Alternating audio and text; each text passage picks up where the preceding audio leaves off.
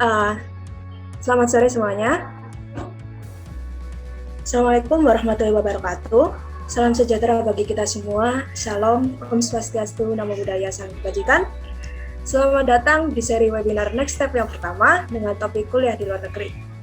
Kali ini akan dipandu oleh saya, Fatimah Zahro, sebagai asisten laboratorium Arsitektur UPN Veteran Jawa Timur dan mahasiswa angkatan tahun 2018.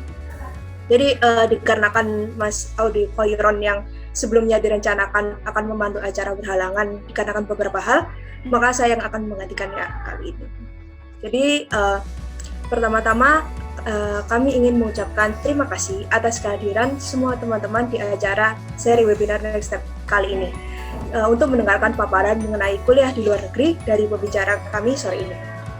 Jadi seri webinar Next Step direncanakan untuk diadakan seminggu sekali sebagai tempat untuk sharing tentang langkah selanjutnya yang bisa diambil oleh mahasiswa, baik sebagai praktisi, akademisi, atau melihat peluang eksplorasi karir yang bisa diambil setelah lulus kuliah.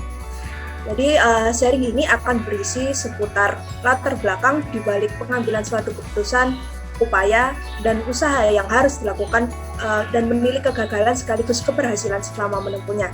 Sehingga kita bisa mendengar, menambah wawasan, serta mempersiapkan diri untuk kedepannya. Nah, oke, sebelum memasuki sesi utama acara, saya akan jelaskan terlebih dahulu proses diskusinya.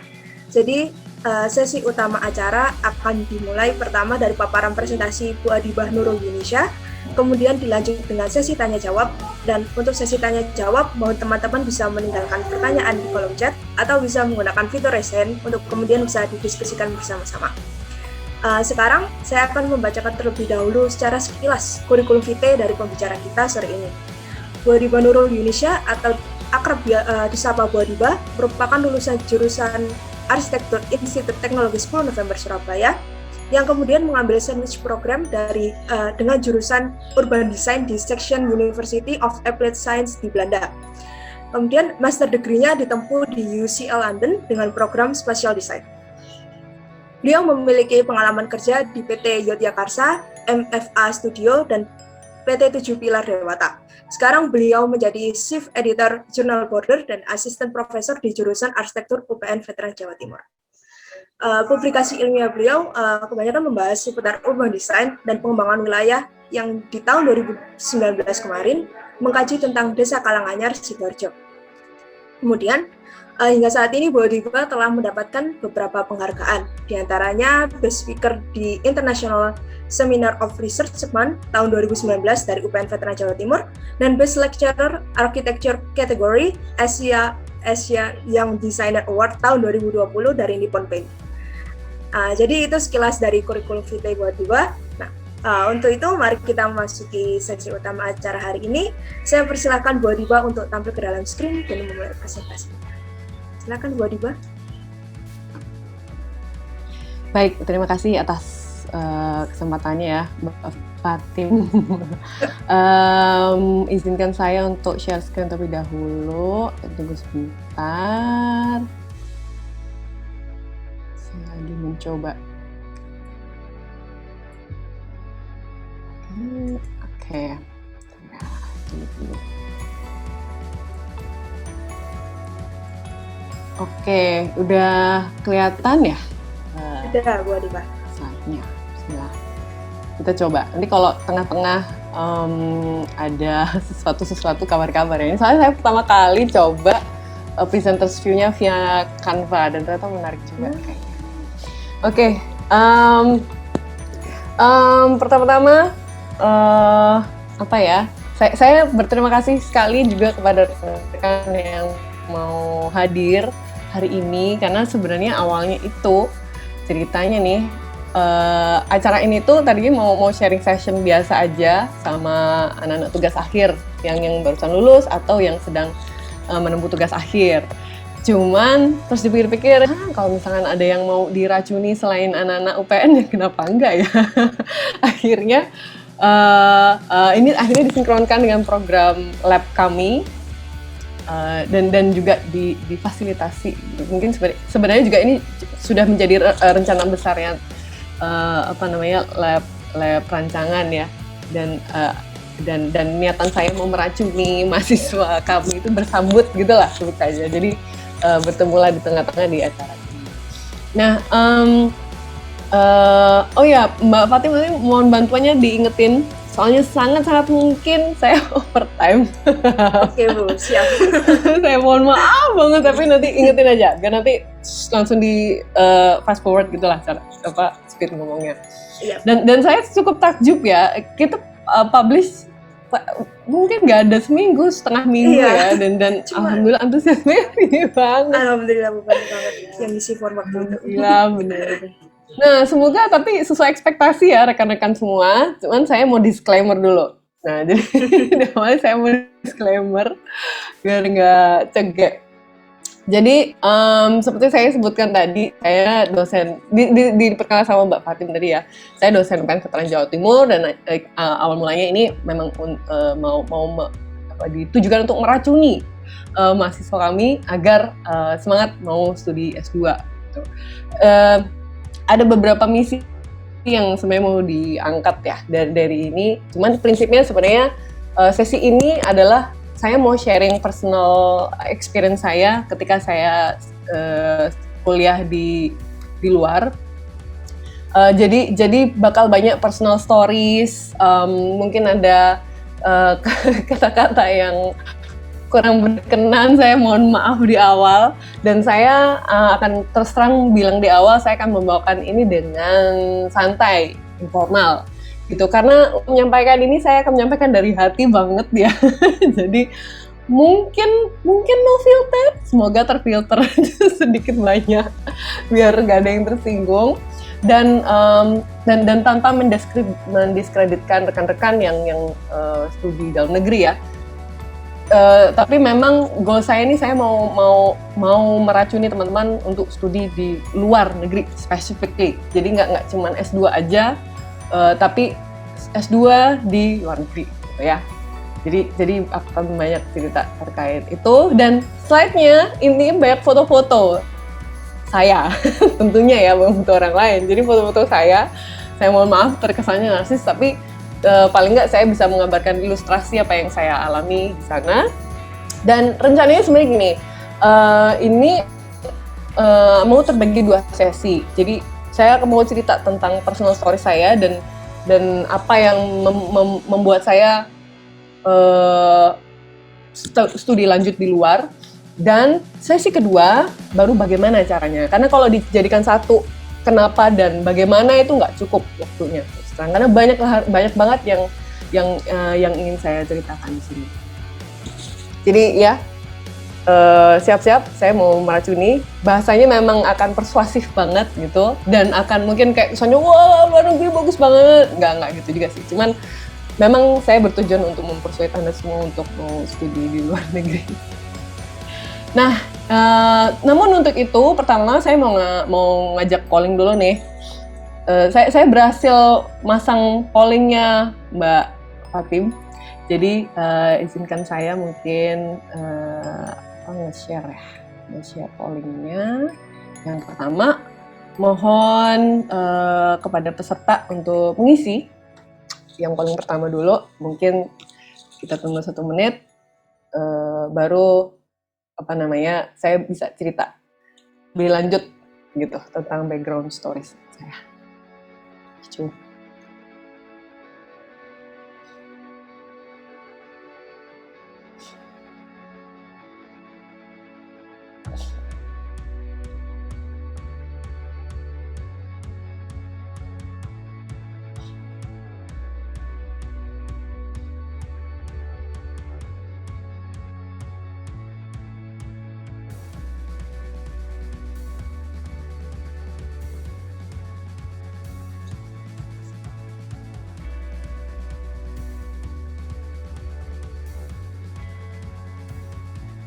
Oke, kayaknya saya akhiri, hasilnya udah kelihatan.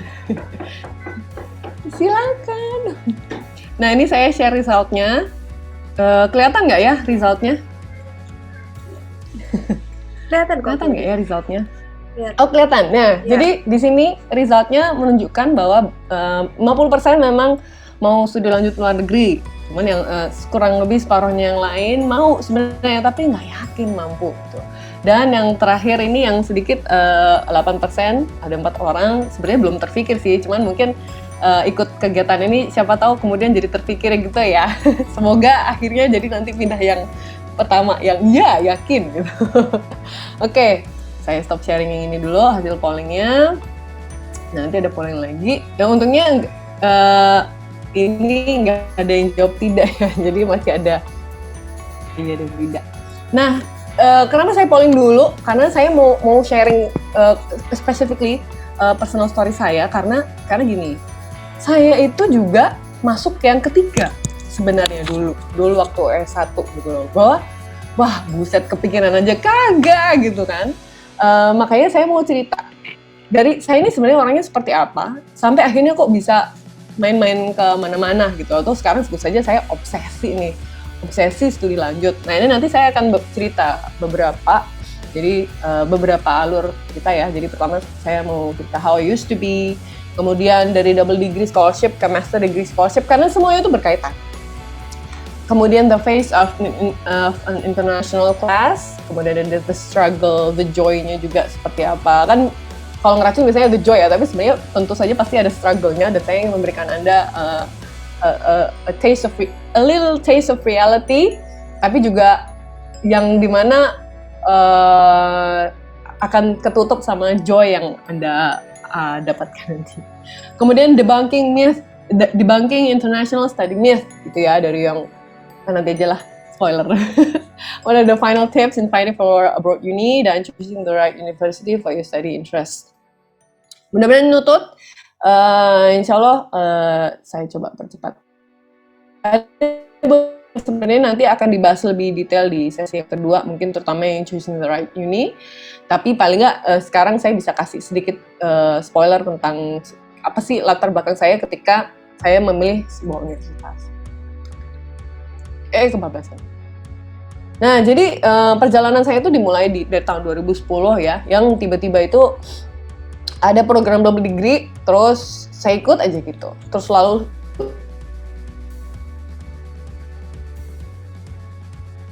di tahun 2012, kemudian tahun 2014 akhirnya dapat beasiswa LPDP dan mulai studi S2 di Inggris tahun 2015, lulus 2016 S2 dan semoga dalam waktu dekat bisa segera S3 juga.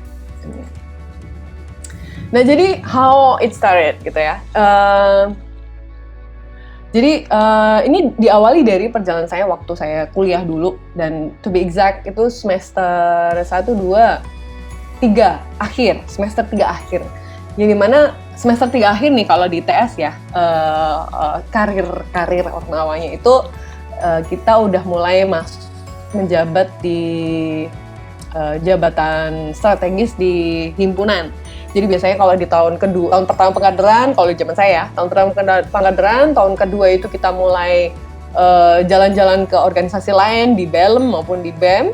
Kemudian tahun ketiganya itu balik ke Hima, tahun keempatnya baru biasanya berkarir di BEM atau di menjabat posisi yang strategis tapi di tataran yang lebih tinggi, baik itu di BELM maupun istilahnya BEM fakultas lebih tepatnya. Lalu kalau dulu FTSP nyebutnya BELM. BEM fakultas atau di BEM universitas. Nah waktu itu tuh ceritanya tuh gini, mungkin udah pernah saya ceritain. Awal mulanya tuh ceritanya saya tuh tahu lah tipe anak yang organisasi. Saya terus terang bukan anak, sebetulnya saya ini anak yang B aja. IPK saya pas-pasan. Terus terang saya lulus dengan IPK 3,18. Yang dimana saya akui IPK saya segitu karena saya kebanyakan ambil organisasi sih waktu itu ya. Dan kala itu ya, saya tuh ngambil himpunan ikut, BEM fakultas ikut, terus BEM ikut, UKM saya jabanin kayak semua ormawa dan ormawa itu saya ikutin semua. Ya jelas lah kan, dia pasti waktunya untuk akademik kegerus. Dan saya tipe yang seperti itu. Dan kalau misalkan Anda pernah ketemu senior ya yang bilang gini, organisasi tuh lebih penting daripada akademik, kamu nanti nggak bisa survive dunia kerja kalau kamu terlalu fokus ke akademik gitu. Nah, saya salah satu yang dulu bilang gitu. Ketika saya jadi dosen, bukan jadi dosen sebenarnya. Ketika saya udah lulus, salah. Karena harus dua-duanya, nggak bisa salah satu gitu loh. Dan itu harus bisa dua-duanya, cuman kita harus bisa cari balance in between. Nah, long short story, pada suatu waktu di akhir di suatu sore itu prodi jurusan itu mengadakan kuliah tamu, itu mengundang dari Belanda. Terus di akhir kuliah tamu tersebut, bapaknya itu bilang, kita ini punya program double degree loh, kalau mau coba ikutan, seleksi aja, masih ada beberapa slot, silakan seleksi, duduk aja, ikutan seleksi, wawancara hari ini juga. Buset, on the spot gitu loh. Jadi, terus waktu sambil di kuliah tamu itu saya duduk terus ngobrol sama teman, besok ada deadline nggak? Biasa, orang kayak gini-gini kan,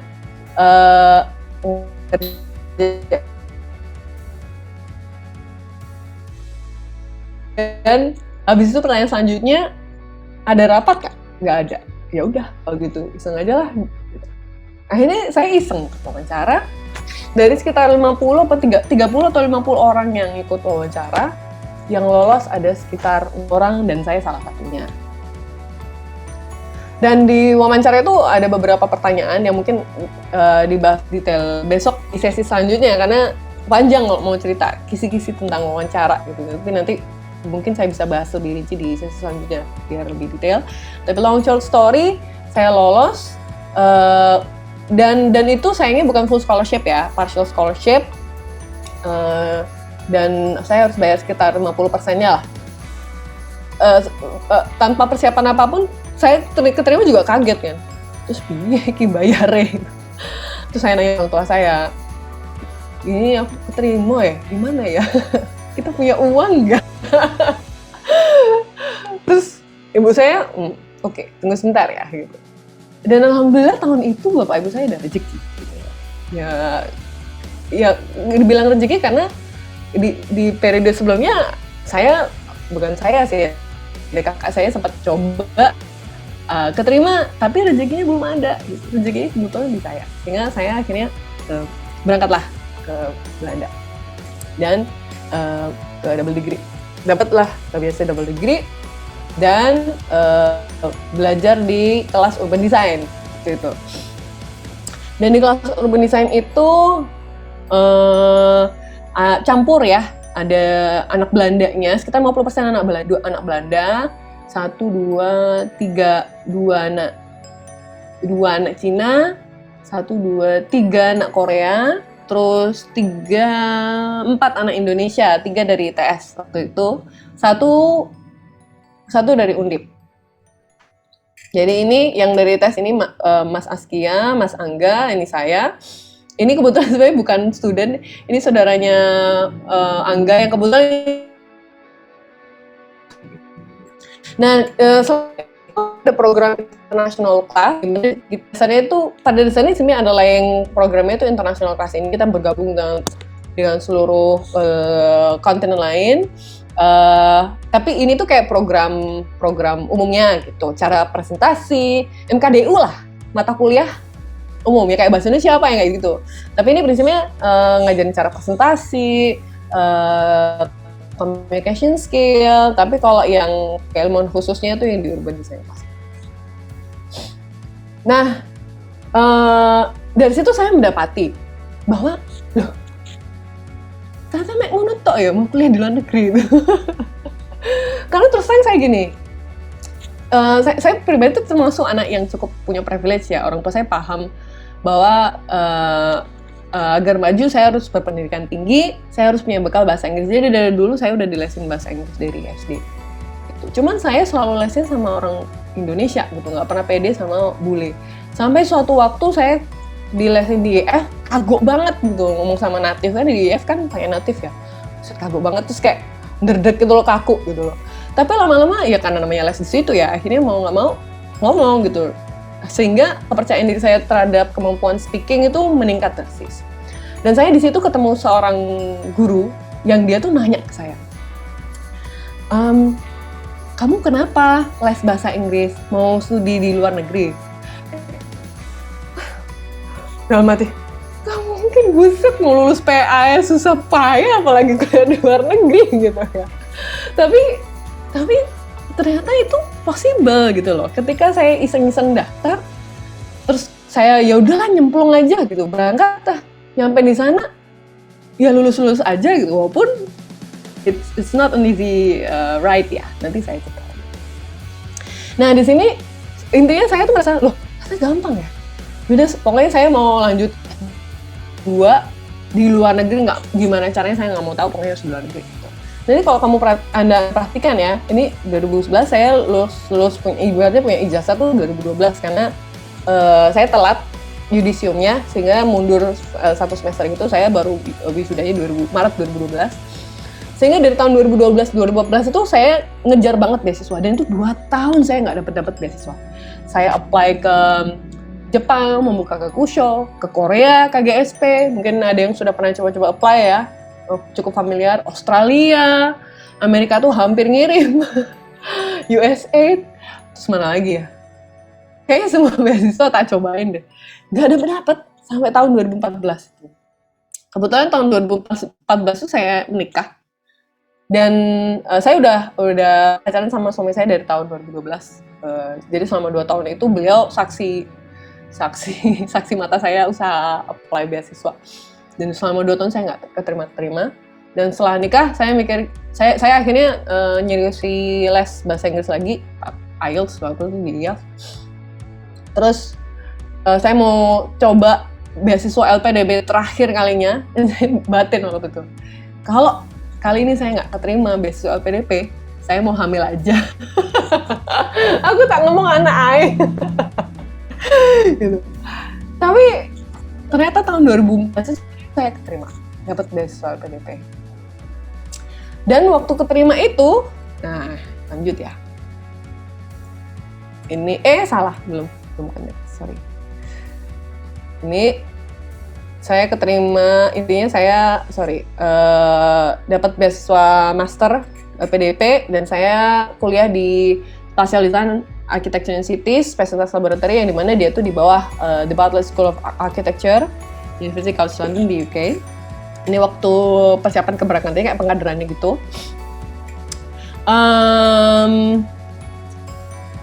Dan saya waktu saya keterima LPDP itu saya belum keterima UCL-nya loh.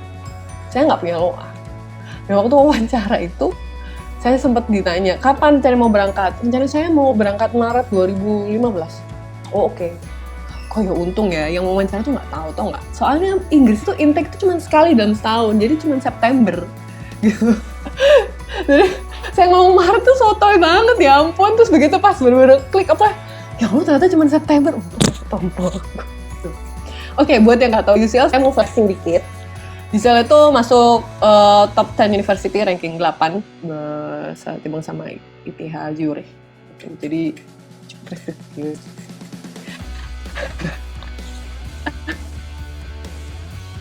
Itulah.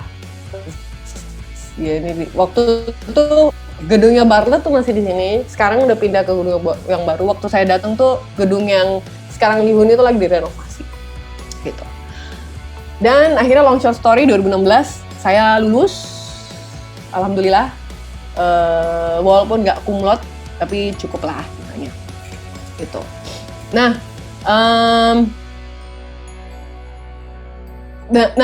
itu cerita singkat tentang beasiswa, tentang apa namanya dari awal,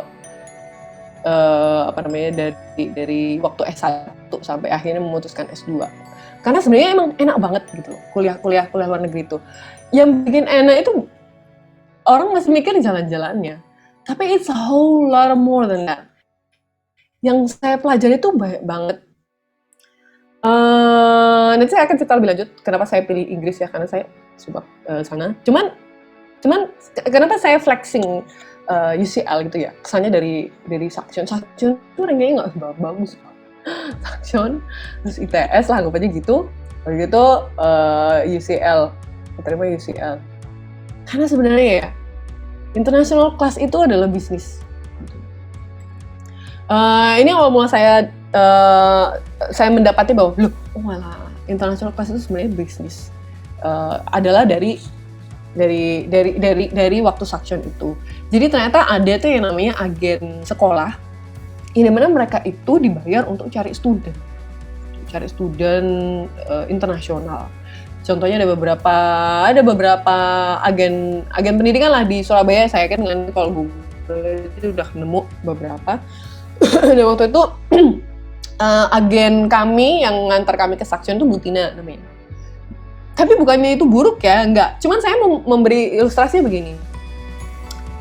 Ketika misalnya kamu keterima di UPN gitu atau di ITS, kemudian kita tuh memandang ITB tuh kayak lebih tinggi gitu ya, sebetulnya gitu. Saya terus terang aja nih, itu kesannya lebih tinggi. Padahal kalau dalam konteks S2 dan international class, kamu bisa aja apply MIT gitu dan bisa keterima. Karena terutama S2 ya, karena kalau S2 yang chance kuota mahasiswanya nggak sekompetitif S1 itu satu. Kedua, untuk anak international class, lihat nih, SPP-nya tuh jauh lebih mahal daripada anak lokal. Jadi probabilitas kamu keterima itu lebih gede. Sehingga kalau misalnya kamu S2 ITB, ngapain? Terus terang, lagi-lagi nih, saya mohon maaf ya buat teman-teman yang terima di ITB. Tapi ini ilustrasi ya. ITB UI yang dianggap kayak notok jedoknya universitas paling bagus di Indonesia gitu ya. Ngapain? Kamu lo bisa ke UCL gitu loh. Kamu lo bisa ke Manchester, University of Manchester gitu kalau Anda yang suka Manchester atau Liverpool yang seneng tim Liverpool. Bisa ke sana. Dan kalau kita berbicara by rank itu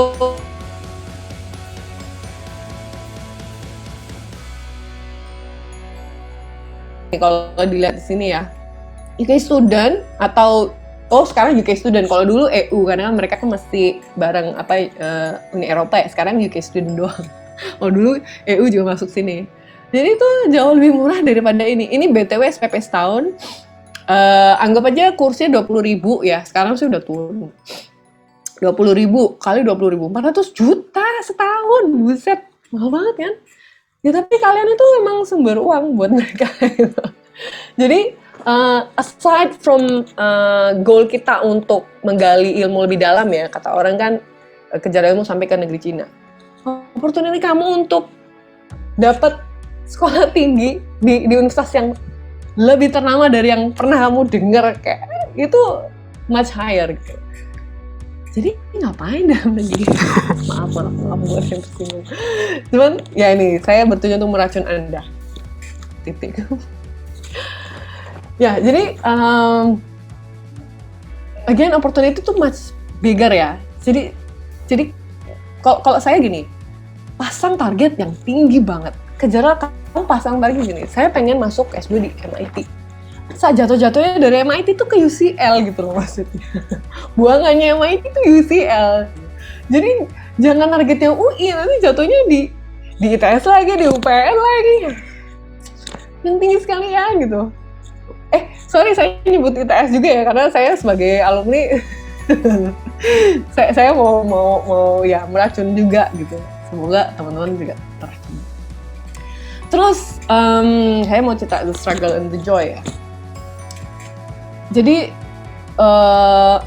setelah kamu bisa apply sana tuh, ya bukan berarti semuanya itu kayak istilahnya apa itu, misalnya saya lupa. Pokoknya bunga-bunga dan cotton candy itu nggak itu juga pasti namanya kuliah luar negeri ya.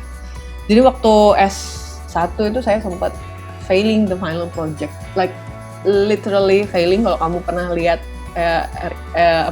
nilaimu terus tidak lulus atau D itu saya alami. Ini kenapa saya pilih foto ini karena ini sebenarnya konteksnya itu wisudaan, lagi wisudaan. Dari berempat yang lulus cuma Mas ini doang, agak sedih banget ya Bun. Terus paling sedih itu Hiskiani. Karena jadi kita tuh dinilai ada 4 komponen, 3 komponen dia lulus, dia nggak dilulusin karena ada 1 komponen yang dianggap nggak lolos. Terus kayak astaga, nangis dan ini terus terang saya breakdown paling berat yang pernah saya alami dalam hidup saya. Karena perasaannya tuh gini, 1 tahun saya tuh sudah di sini, orang tua saya sudah mengeluarkan ratusan juta, gak ratusan sih ya, tapi ya sekian ratus juta untuk saya berada di situ, tapi saya gagal pulang bisa nggak bawa gelar gitu loh. Terus buat apa aku di sini gitu? Terus aku tuh ngapain aja selama ini sampai bisa fail gitu? Karena kalau kamu mau nambah nih, kalau misalkan kamu nggak lulus ya, kalau biasanya lu nggak lulus di ini next semester kan bayar SPP ya mahal banget sumpah. Jadi kayak ya ampun, terus aku ya Allah itu stres banget sumpah. Dan stresnya dan untungnya kami diberi waktu 3 bulan untuk memperbaiki. Dan waktu 3 bulan itu saya nggak pernah, saya selalu ya 3 bulan saya nggak pernah bisa tidur nyenyak. Bangun tidur tuh saya selalu udah gemeter. Kayak bangun tidur tuh kayak bisa lulus nggak ya? Dan nggak jarang misalnya dari 7, 5 itu bangun nangis gitu. Karena saya nggak tahu bisa lulus nggak, ya Allah bisa nggak ya gitu. Dan akhirnya sampai semua sosial media saya cut off. Mas-mas yang lagi PDKT saya ghosting. Goodbye, maaf ya semuanya, saya harus lulus gitu. Tapi alhamdulillah setelah saya mengevaluasi diri, saya consulting ke teman-teman saya yang udah lulus, what did I do wrong gitu, kenapa gitu, ini apa salahnya? Oh ternyata emang saya kurang memenuhi kualitas gitu. Saya akhirnya memahami apa yang harus saya perbaikilah gitu. Akhirnya lulus, makanya itu. Nah si dia ini berhasil wisuda nutut di tahun 2011 September. Nah saya nggak nutut, yudisimnya ketinggalan, jadi saya nggak lulus. Terus ke pending Maret baru bisa wisuda. Itulah sebabnya kenapa wisudanya nggak bisa bareng. Terus di sana juga extreme weather ya. Walaupun misalnya kayak wow snow gitu. Tapi snow itu cuman bahagia itu di 10 menit awal. Setelah itu kamu kedinginan selama 4 bulan. Walaupun senang sih experiencing weather dan saya cukup kangen ya. Cuman kalau setelah diinget lagi, apalagi nih waktu di Belanda tuh cukup dingin ya. Ini paling nggak -5 lah kalau yang di foto ini. Dan itu kalau pas dan sempat ada kalinya kita tuh kayaknya kena influenza firasat saya. Satu tumbang, semua tumbang. Udah kayak beberapa blok kita tuh kayak ditaruh di rumah-rumah gitu. Kontrakan lah, satu kontrakan itu 3 orang. Terus kita tuh ada terpecah dalam beberapa rumah dan beberapa rumah tuh sakit semua gitu loh. Dan itu di negara orang, cuaca nggak santai, beku, gimana mau makan gitu. Udah nangis toh. Untung ada teman kita waktu itu rumah sama anak Cina. Terus dia literally ngasih kita obat Cina, kayak obat dari Cina. Terus dia masak kita makan, ya Allah baik banget. Anak Asia emang terbaik loh. Jadi walaupun it looks beautiful, but itu bikin stressful banget. Dan mungkin kalau Anda Google pasti ada yang namanya itu emang depresi, winter depression. Saya lupa istilahnya. Pokoknya orang-orang depresi pas waktu winter kan itu unbearable banget. Makanya ketika summer ya, langsung buka-bukaan semua, berjemur kayak matahari gitu. Terus, nah ini countless of studying obviously. Dan ini sebenarnya saya pilih foto ini kenapa? Karena ini itu foto waktu saya mau ngumpulin disertasi atau tesis S2 gitu. Dan saya tuh belum pernah foto proper di depan gedungnya UCL sampai momen ini. Kesannya kayak pamalik gitu loh. Saya waktu itu kayak aku mau foto-foto, tapi derita-deritanya belum terasain, sosokan foto di depan mau diposting ya apaan sih gitu. Jadi akhirnya saya nggak foto sampai akhirnya terakhir saya baru foto-foto. Nah, masih bawa bukunya itu belum dikumpulin nih, baru mau dikumpulin lihat nih bukunya. Gitu. Dan mungkin ini kebetulan saya nggak ada di sini tapi saya mau motretin ini. Anggap aja ini ilustrasi saya lagi belajar ya. Ngerjainnya di perpustakaan enak banget ya, terus dengerin orang ngetik di kanan kiri, jadinya kayak oke, aku harus nggak boleh tidur.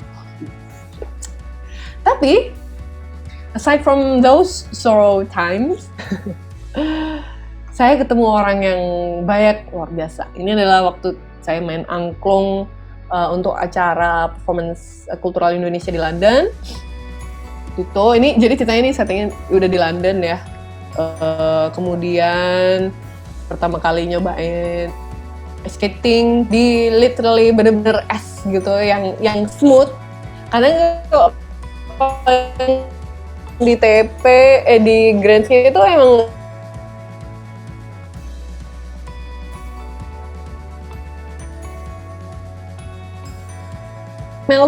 cepat melting gitu loh, sehingga nggak smooth. Kalau yang bener-bener beku, enak banget, bener licin smooth. Terus di sana saya juga main basket lagi. Main basket lagi. Ya pastilah, biar waras dong. Terus ini mungkin yang bapak-bapak, mas-mas seneng tour stadium. Kebetulan kalau di Inggris kan mekanya enggak sih kayaknya di semua. Nah, jadi di Inggris lah.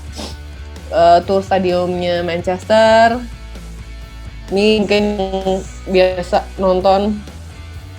Habis itu di Liverpool, Anfield ya, salah, maaf ya, ini saya nemenin suami saya nggak terlalu apal sebenarnya. Oke nggak sih suamiku? Iya dong. Habis itu ini Manchester City di Manchester. Terus maaf ya, fotonya berdua. Jadi saya terus terang tuh jarang foto sendiri. Entah kenapa. Kali ini saya jarang foto selfie gitu, jarang banget. Jadi saya banyakin motret objek. Jadi pas ada yang motret foto itu akhirnya foto berdua gitu jatuhnya. Dan ini waktu main ke studio tournya Harry Potter. Jadi ya sedikit ambience waktu di meja makannya itu.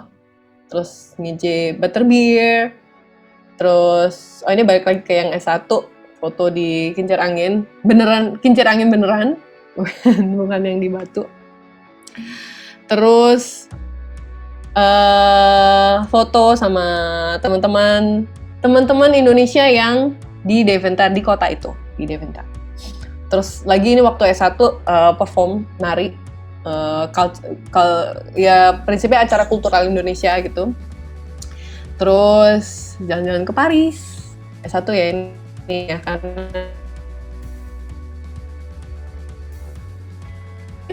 Sama Louvre, tiket masuk Louvre untuk student tuh gratis. Ayo dimanfaatin yuk, kesana dulu tadi. Terus lupa ada namanya, yang kemarin sempat kebakaran ya, saya untung sempat kesana, tapi masih ada sih, perlu di renovate kayaknya. Terus di Eiffel, terus ke Kediri, you know what I mean. Terus foto-foto estetik, ya you know lah. BTW Paris itu kalau dari Belanda itu kayak gitu. Jadi saya ingat banget, kayaknya tuh malah less than 6 hour. Saya itu berangkat dari jam 12 malam naik bus, nyampe itu kayak jam 6, jam 7 itu udah sampai di Paris. Rasanya kayak Surabaya ke Banyuwangi, 6 jam doang. Terus nggak pakai di check-in border karena kan mereka udah visa Schengen ya, jadi kamu keliling kontinen EU sepuasnya gitu. Nah, sekarang pertanyaan besarnya, so was international studies worth it? Hell worth it gitu. Jadi gini, nomor satu tuh international relations ya, terutama kalau kamu berangkat dari komunitas scholarship. Teman-teman scholarshipmu itu ya gak main-main gitu levelnya. Teman saya tuh ada yang sekarang lagi kerja di Facebook, lagi di Dubai, fotonya nggak tak pacang deh, lagi di Dubai, ya banyak yang jadi dosen, kebetulan ada yang di dosen di ITS, beberapa, ada yang, ya mungkin ini soalnya saya sempat ada beberapa kayaknya dari ITS ya, mungkin dosen-dosen Anda, teman-teman saya, kemudian ya mana-mana lah, udah nggak main-main lah linknya gitu loh, jadi dan itu starting from the scholarship only itu udah relasimu tuh nggak main-main jauh gitu. Like international ya gitu. Kemudian exceptional educational system. Jadi kalau kita berbicara, orang nanya gitu ya, mana yang lebih bagus? Kuliah dalam negeri apa luar negeri? Itu kita berbicara terkait educational system. Educational system tuh nggak cuman ngomongin si bapak itu ngajarnya gimana, nggak sesimpel itu. Jadi dari kurikulum, apa yang diajarkan, cara penyampaiannya, kemudian metode evaluasinya, gitu. Kemudian apa ya, so many others. Apa yang ditekankan, ya prinsipnya kayak metode evaluasi. Jadi ya, yang dimana tuh membentuk, kalau dari yang saya alami ya, membentuk kita critical thinking yang sangat mendalam dan kebebasan berpikir. Dan itu yang saya suka. Saya kan produk Bagel ya Bang. Jadi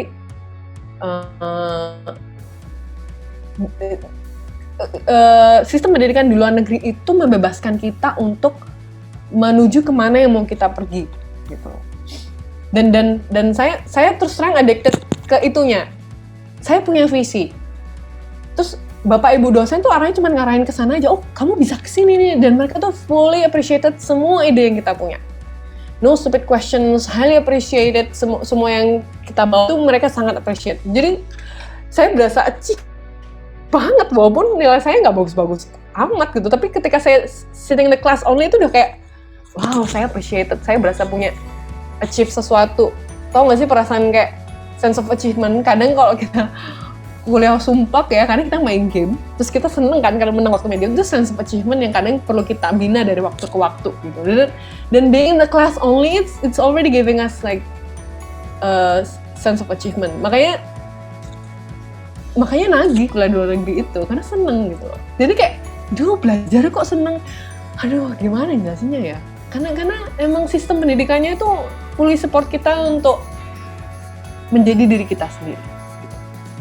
Terus fasilitasnya, ya dilihat aja SPP-nya 400 juta. Ya masa fasilitasnya cek kamar mandinya biasanya. Ya nggak cuma kamar mandi sih. Kalau kamu pernah cari jurnal ya, lihat, nggak bisa bayar. Sampai harus ke website yang gimana bisa membantu Anda untuk mengakses jurnal-jurnal yang berbayar gitu ya. Kalau waktu saya di UCL, kayaknya nggak ada jurnal yang nggak bisa saya akses. Semua bisa diakses tanpa harus ke website itu, if you know what I mean. Jadi fasilitas itu nggak main-main, Rek. Terus bisa dipinjemin laptop, waduh nggak takut tuh, Rek. Aku tuh ya pinjem laptop. Ya berarti kamu bawa badan lah, fasilitas tuh semua udah ada. Buku apapun ya, kalau misalnya kamu buka jurnal tuh, wah aku lihat buku, mau cari jurnal ini, mau buku ini deh.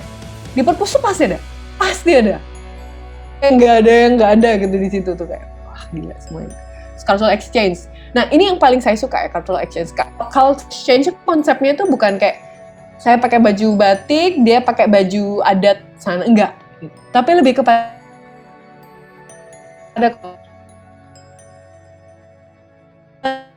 terus kita emang pembawaannya tuh kayak, oh iya bener gitu banget. Kalau luar negeri itu beda gitu karakternya, terus mereka disiplin, mereka straightforward, tapi mereka itu toleran, gitu. Itu yang membuat saya, mindset saya sangat-sangat terbuka, dan saya nagih untuk kayak explore ke negara lain, karena beda negara, beda kultur, gitu. And many others. Dan ini sebenarnya yang ingin saya harap bisa Anda coba tanyakan ya nanti di kolom pertanyaan, mungkin ada pertanyaan lebih spesifik terkait ini, karena banyak banget yang manfaat yang saya dapatkan sehingga saya nagih. Maksudnya saya sebagai anak IPK 3,18 tuh malah nagih belajar gitu loh. Kebanyak sih maksudnya. Kalau saya pengen 3,8 kan berarti struggling, tapi kok malah nagih pengen belajar lagi gitu. Karena itu emang enak banget. Bodo amat IPK-nya berapa, pokoknya saya menikmati proses belajarnya. Nah cuman ini ada poll kedua yang saya harap tolong dibantu dijawab ya. Mana nih poll? Nah, ada beberapa yang ragu-ragu misalnya karena ada beberapa cerita negatif terkait sekolah di luar negeri. Nah, silakan Anda pilih di polling mana yang sering Anda dengar dan terus yang paling mengkhawatirkan ketika Anda kuliah di luar negeri.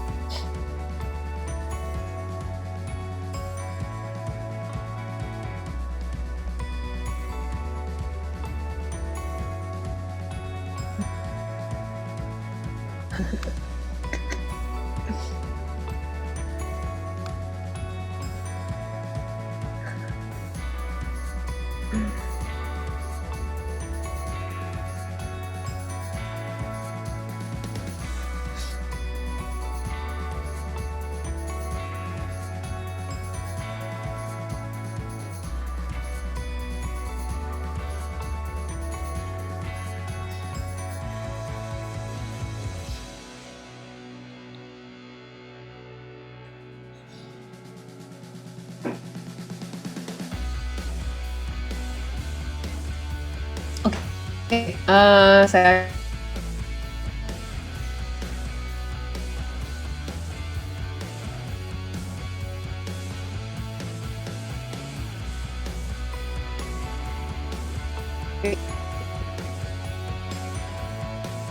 boy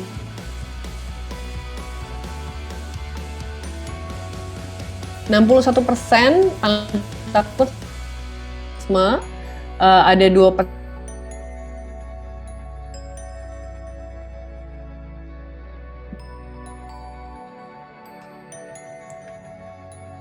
muncul ya. Nah, ada yang takut terkait murtad itu, kemudian ada pergaulan bebas, free sex, alkohol, terus ada nggak ada yang milih yang buka-bukaannya. Oke. Ya mungkin yang alkohol tuh yang kayak gini ya maksudnya ya. Oke, nah ini gini, mungkin saya cerita dari rasisme dulu lah, jangan dari alkohol dulu. Rasisme terus terang memang ini bentuk yang sangat santer ya, terutama kalau kita nonton di Amerika, di Paris yang regulasi tidak boleh menunjukkan simbol keagamaan dan lain sebagainya. Terus terang saya bingung gitu ya, karena di sebelah mana sih dia digituinnya itu saya nggak ngerti, karena waktu saya di sana tuh nothing actually happen gitu. Dan perasaan intimidatednya ya, pasti lah kita sedikit banyak merasa terintimidasi ketika kita ke sana. Itu sama kalau misalkan konteksnya gini ya, Muslim gitu, Muslim dari Jawa main ke Bali. Perasaan intimidatednya sama karena kita jadi minoritas. Dan itu menurut saya sama mau di mana aja. Atau anak Bali ke Jawa, kan kerasa. Atau anak Jakarta ke Surabaya, kerasa kan? Kayak gitu tuh maksudnya. Dan saya nggak bisa memungkiri bahwa pasti ada rasisme here and there. Tapi saya pribadi nggak pernah ngalamin gitu. Tapi kalau saya lihat konteks demografinya itu, ketika saya di luar negeri, saya kan berada di lingkungan educated. Ya saya sekolah kan, jadi di lingkungannya educated. Dan unsur-unsur rasisme itu saya perhatikan memang terjadinya di kawasan yang nggak seberapa educated gitu loh. Sehingga ya kalau kita datang sana untuk sekolah ya you relatively safe. Saya nggak pernah yang go back to your home gitu, nggak pernah sih. Walaupun temen saya ada satu yang ngalamin, yang temen deket saya ada satu yang ngalamin, terus dia kayak ditabrak gitu, terus kayak pulang loh. Atau waktu di Belanda ada dia digituin terus Cina gitu, karena pokoknya buat mereka orang Asia tuh all Chinese gitu, mereka nggak bisa bedain kan. Cuman regardless konteks China atau enggak, itu racist slur kan. Tapi saya nggak pernah ngalamin, dan itu ada cerita menarik ya. Jadi kalau di Belanda itu mereka cukup rasis sama orang Turki Maroko. Orang Muslim sana tuh banyak loh, Turki Maroko wah kayak yang kerudungan tuh, apalagi teman-teman yang berkerudung ya, sebenarnya banyak banget. Terus kayak kamu mana lah, banyak lah pokoknya. Jadi kerja sambilan nge-survey, ngitung orang di halte tuh.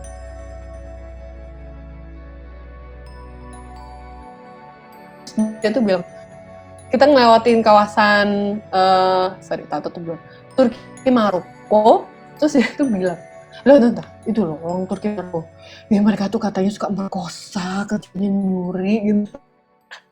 Rasis, cuma satu batin. Aku tapi Muslim juga loh, dalam hati gue tuh gitu. Kok ngomongnya ambek aku gak apa-apa.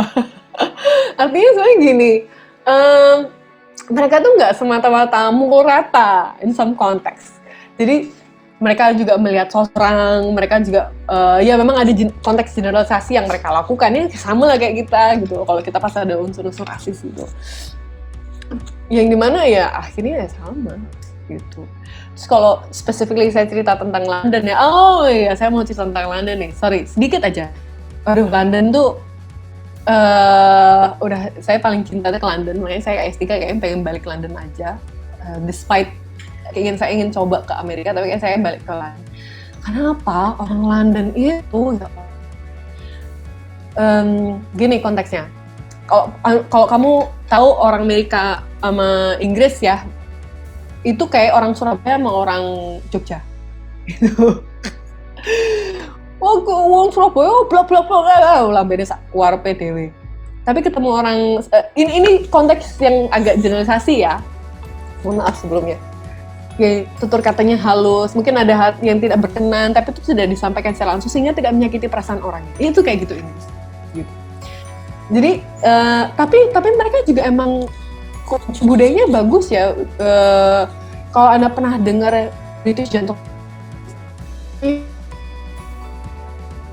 pulang kerja, pulang kantor gitu terus ngelewat naik tube atau subway gitu, kalau mungkin Anda lebih familiar dengan istilah subway. Tempat duduk kan pasti penuh ya, udah kayak tau lah kalau orang naik KRL pulang ke Bogor gitu. Tapi mereka itu yang cowok-cowok mereka nggak duduk. Di kursi depan kosong mereka nggak duduk. Kenapa? Mereka mempersilakan itu untuk cewek-cewek atau orang-orang prioritas kayak orang hamil, orang udah bawa anak kayak gitu. Itu nggak didudukin, bayangin coba. Terus ada juga kejadian itu saya sama suami saya datang terus naik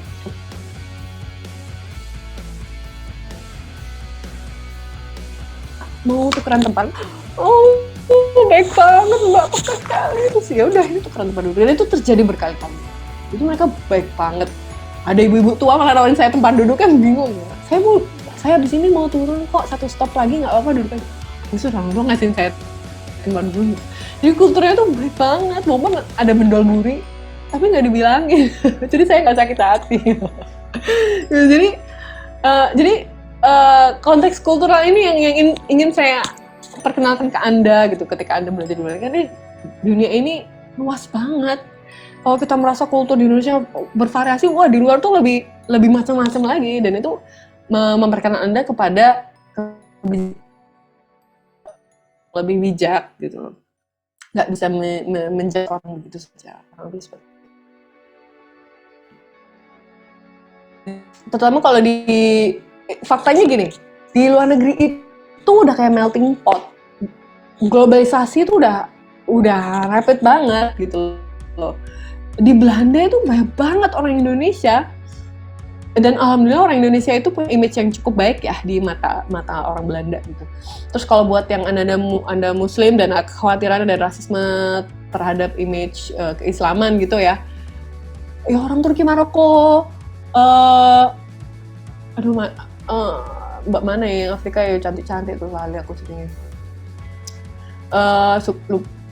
Lali aku. Dari Afrika banyak, kemudian dari Arab banyak banget pakai kerudung, ya wes telecehan. Kalau kamu tahu, Mayor London kan orang Islam gitu. Jadi sebenarnya udah biasa aja. Kalau kekhawatiran rasisme itu ya di gimana ya, saya bayangin miripnya kayak di Indonesia. Kalau ada area yang menurut Anda intimidating, berpotensi ada orang-orang rasis, ya kayak gitu, di sana juga gitu. Kebayang ya. Terus kemudian, saya pollingnya mana ya, buku lalu. Terus, free sex dan alkohol, atau ada kekhawatiran untuk kayak mutat juga ya. Nah, kayak gini nih fotonya. Memang sebenarnya gini, kalau ya, mereka itu minum bir itu kayak minum es teh. Ibarat kayak duduk, haus es teh dong gitu. Kalau sana birnya satu. Tapi bukan itu kamu harus minum bir juga, itu pada ini pilihan gitu. Dan bukan berarti semua bule itu minum bir, enggak. Saya punya teman beberapa, nggak cuma satu justru ya. Beberapa dari 5 orang, dari berlima itu ada 2 itu yang memang nggak minum bir. Ya dan itu biasa aja. Ya udah belinya apa? Jus, kopi. Terus cuman yang menarik gini ya, orang sana kan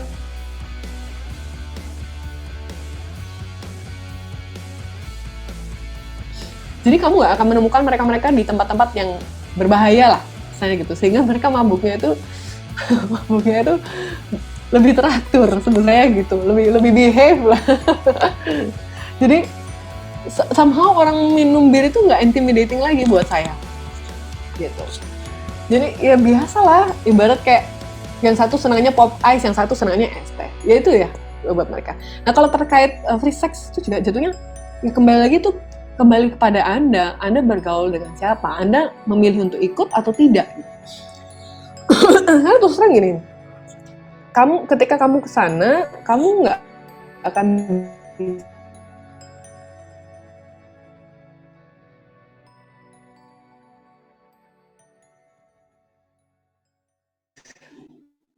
butuh temen terawih, sahur nggak sih, sahur di rumah masing-masing, terawih, kemudian kalau kita lebaran kita bikin makan, tapi biasanya KBRI masakin gitu, ngundang orang Indonesia gitu. Jadi kita akan bonding sama orang Indonesia gitu. Tapi ada beberapa yang memang memutuskan saya nggak mau gombal sama orang Indonesia karena saya mau memperluas jaringan. It's okay gitu. Tapi terus bukan berarti kamu ingin lifestyle mereka gitu. Sebenarnya nggak, lagi-lagi itu pilihan kayak gitu. Dan mereka nggak akan maksa. Ya kita jadi diri kita sendiri, it's okay, biasa aja. Terus misalkan ya sama sih kayak cangkruknya, mereka otomatis mengarahnya di pub ya. Di pub gitu, pernah sih saya kayak diajak cangkruk gitu. Ya sekelas ya diajak cangkruk di pub. Ya obviously mereka akhirnya pada ngebir semua. Sama sih kayak kita cangkruk di warkop gitu. Cuma bedanya bir kita bisa minum kopi atau es teh. Ya kalau ada percakapan akhirnya mabuk ya biasa aja sih jatuhnya. Bedanya kalau kita masih lemburan nggak turut-turut, tapi kalau sana jatuhnya agak-agak mabuk gitu ya, biasa aja gitu. Karena mereka nggak akan yang lebih nggak aneh-aneh, kamu kan udah biasa mabuk kali ya, saya nggak tahu pasti. Tapi again pada akhirnya tuh kamu menjadi seperti apa tuh pilihanmu gitu. Karena komunitas ada yang baik dan yang buruk. Dan terkait keagamaan ya, Mas, HP-mu itu bisa ngingetin kamu soal azan. Terus komunitas muslim di sana malah menurut saya lebih kuat daripada di Indonesia. Mereka akan sangat helpful, mereka akan ngeramut kamu karena jatuhnya minoritas dan saling menguatkan. Konteksnya nggak cuma muslim ya, keagamaan. Karena kalau di sana rata-rata udah banyak yang ateis, jadi yang beragama itu menjadi langka. Terus kamu ya nggak semata-mata tiba-tiba aku mau lepas agama gitu. Itu kan kembali lagi ke keimanan Anda. Bukan berarti terus Anda yang memutuskan untuk tidak beragama terus buruk ya, enggak. Lebih ke gini, lagi-lagi itu pilihan masing-masing gitu. Gak ada yang bisa mempengaruhi Anda terhadap kepercayaan diri Anda sendiri. Jadi outcome yang Anda dapatkan dari perjalanan Anda kemanapun, bahkan cuma sekedar ke Bali pun, itu Anda sendiri yang memutuskan. Karena saya nggak jarang menemukan culture shock yang nggak perlu ke luar negeri. Kamu ke Bali aja sudah bisa mendapati nilai-nilai yang kamu khawatirkan tadi, gitu. Dan itu saya alami di rekan-rekan saya sendiri. Gitu. Jadi kembali lagi ya kepada diri Anda masing-masing.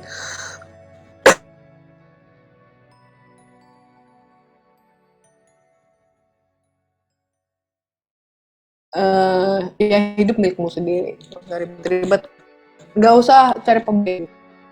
Nah, choosing the right university and country, kayaknya waktunya udah mau habis ya. Aku nggak ilmu sampai jam berapa? Sampai jam berapa tuh? Sampai jam 16.40 Bu. Oke, dikit lagi. Oke, sip. Ini tinggal dikit, sip. Insya Allah nutut. Choosing the right university. Jadi ini kalau memilih university itu kembali lagi kepada kamu mau belajar apa, obviously ya. Nah ini saya nggak bisa nyuruh kamu pilih ini, obviously ya, karena kamu harus bisa menentukan apa yang kamu mau. Tapi saya bisa cerita gimana sampai saya milih ke UCL.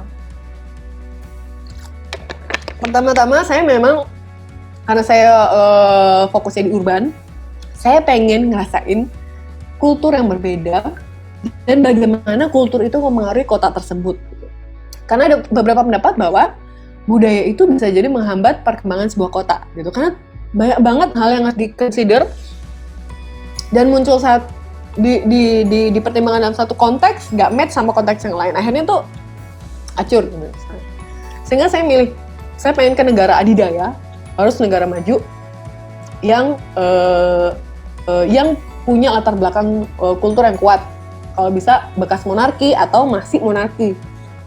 Aslinya tuh pengen, kayaknya saya ini cocok ke negara-negara Asia, jadi kayak Korea, Cina gitu, yang memang kulturnya kuat kayak kita. Jadi fun fact ya, ternyata tuh orang Asia tuh gayanya sama. Jadi kalau kita gombol ya, gombol di EU sama Asians, kayak gitu tuh kayak, sama Asians tuh bisa relate ya, dari yang India, yang Cina, yang Jepang, yang Korea tuh kayak kita nyambung, ya ampun emang Asians tuh sama ya, seneng banget gitu. Joke-nya sama, makan nasinya sama. Mungkin karena sama-sama makan nasi ya, jadi sama ya. Jadi kita sangat-sangat bisa relate among Asians gitu. Ya, namun karena relate itu saya juga memahami bahwa budaya hierarki di negara Asian itu juga ada gitu di institusi pendidikannya, dan saya malas gitu.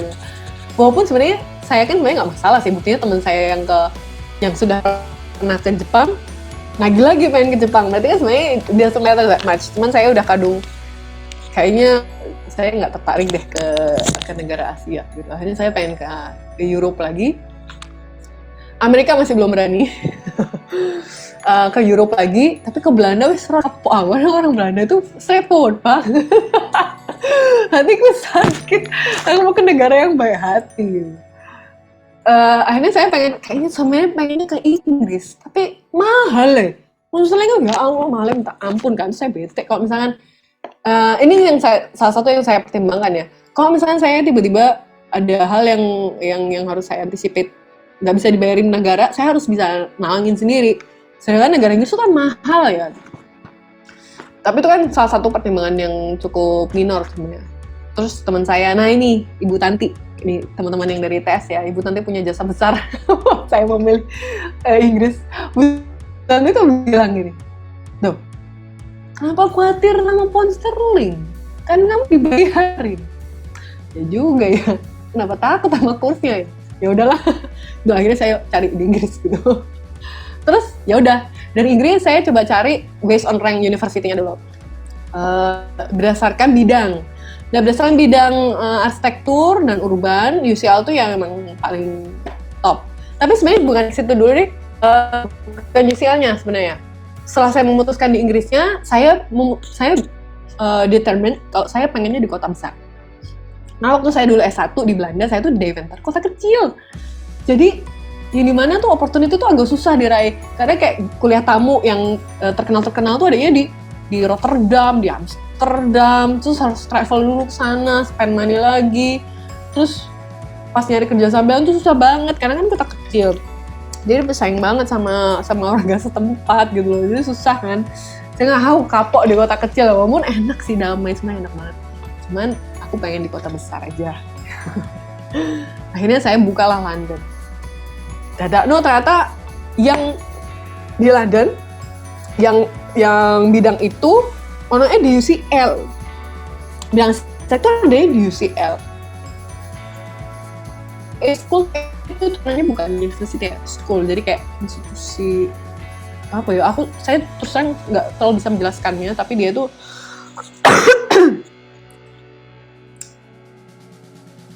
kasarnya nggak berarti kayak bimbel lah, akademi.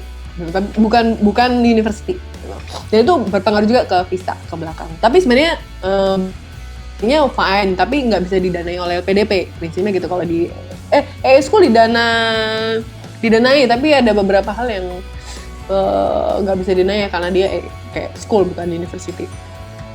Nah terus terang begitu mendapati lah UCL, lu kan paling dhuwur guys, saya ngisor. Ya udahlah, sistem berhadiah. Awalnya saya apply urban design, walaupun saya memang tahu portofolio saya nggak nutut nih. Apalagi kalau UCL ini top university di UK, pasti dari luar negara lain kan pasti pada pengen di sana kan. Portofolio juga kayak di sana. Ya udahlah, sing berhadiah aja. Ternyata ditolak, ya it's okay gitu. Tapi terus terang ya, saya kan kalau Anda portofolionya lebih bagus lah. Anda bisa bayangin lah portofolio IPK 3,18, gak jelas pasti. Gitu. Jadi saya kan kalau Anda apply ya, Anda opportunity lebih bagus daripada saya. Jadi tolak, tapi saya masih dalam concern yang sama. Saya cari lagi dan saya mendapati mata kuliah jurusan spatial design, architecture and cities kayaknya cocok buat saya, dan benar, alhamdulillah benar banget saya berasa ketemu jodoh hidup saya. Gitu. Nah, kalau sekarang namanya jadi Space Syntax nih, Space Syntax Architecture in Cities. Nah, cara nyarinya sebenarnya gampang. Terus gimana tahu saya berjodoh sama itu gitu ya? Caranya dari sini, dibuka aja perspektif student, terus architecture. Literally kayak gini nih, saya architecture. Mana ya? Saya nggak mau, tadinya tuh saya nggak mau, bukan MArch gitu kan Master of Architecture gitu loh. Tapi nggak ketompo ternyata, ya wis lah. Ada MA, MRes, kemudian terus dibuka satu-satu, baru oke, kayaknya arahnya ke yang ini. Ada beberapa opsi tadinya, termasuk jurusannya Mas Nelza, kalau ada yang tahu. Tapi akhirnya saya memutuskan di Space Syntax karena saya merasa itu yang saya cari di situ. Itu kurang lebih. Insya Allah nanti kita bahas lebih lanjut ya di sesi 2.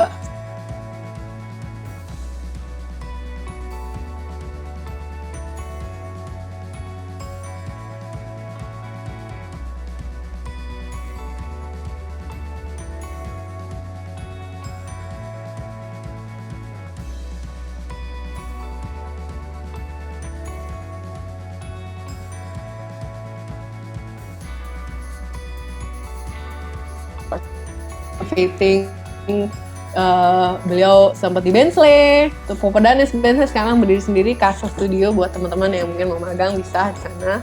Di sekali di Jakarta, lagi Jakarta sempat udah ambil lagi S2 di Belanda, dia balik lagi, dia seneng kan, saya aja yang kapok ke Belanda, tapi dia bahagia aja kesana udah. Terus ini adalah, jadi ini ceritanya, saya tuh kenal sama si yang mas ini, namanya Agi. Dia sekarang jadi dosen di UNER, administrasi bisnis. Sama Mbak Priska ini, teman les. Jadi kita itu teman les IELTS gitu. Dan besoknya kita tuh mau tes wawancara. Terus dia tuh kenal sama Mbak ini, yang dimana dia tuh udah lolos. Terus kita mau nanya, gimana sih wawancaranya? Terus kita kumpul, nih, termasuk warga-warga yang lain nih. Dan alhamdulillah sekarang karena we stick together, kita motivate gitu, kita masing-masing dorong gimana caranya kalian harus keterima. Ini ada, kirim lagi. Dan itu kalian butuh teman yang kayak gitu Contohnya kayak sekarang ini, saya ini lagi apply buat S3 LPDP, kemarin sayangnya nggak lolos. Ini BTW, ini setelah wawancara kita foto bareng. Yang keterima kebetulan waktu LPDP kami berdua, Mbak Priska ketinggalan, tapi akhirnya dapat yang cheveningan.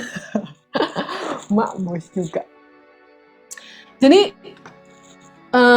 all in all, kalau saya bisa pesan, kalian intinya harus seize every opportunity that are available. Ambilin semua opportunity, karena itu tuh kayak stepping stone gitu, dari satu pijakan ke pijakan yang lain. Dan setiap perjalanan itu memberikan Anda pembelajaran yang akan menjadi bekal Anda ketika Anda mau melangkah ke yang lain. Dan ini saya gunakan pengalaman saya waktu di Belanda, saya gunakan waktu wawancara LPDP yang kemarin gitu. Bahwa ya saya udah pernah ke Belanda, saya tahu rasanya di luar negeri, struggle-nya saya paham, makanya saya mau lanjut lagi, and I'm ready gitu. Dan dengan itu mereka, oh ya anaknya udah siap, ya udahlah sana berangkat. Mungkin gitu kali ya, mungkin. Dan nomor 1, ya, dan yang kedua adalah never give up gitu. Perbedaan mereka yang berhasil studi abroad adalah yang satu terus apply sampai diterima, belum diterima.